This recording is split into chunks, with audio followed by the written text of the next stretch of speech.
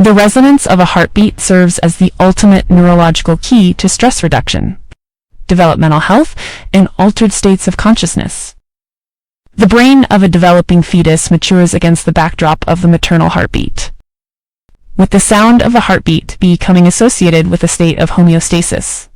Neurological data indicate that external rhythmic stimuli, at a rate of 60 to 80 beats per minute, synchronize with the brain's internal rhythms, alpha and theta waves. Consequently, exposure to sound patterns mimicking a resting heartbeat has been shown to lower cortisol levels and stimulate the vagus nerve. A review of data indicates improved sleep cycle normalization and positive outcomes.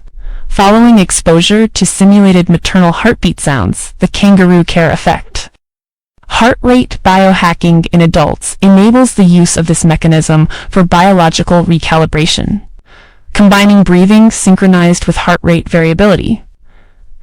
HRV and targeted sound therapy helps shift the body out of the fight or flight mode and into a deep restorative state.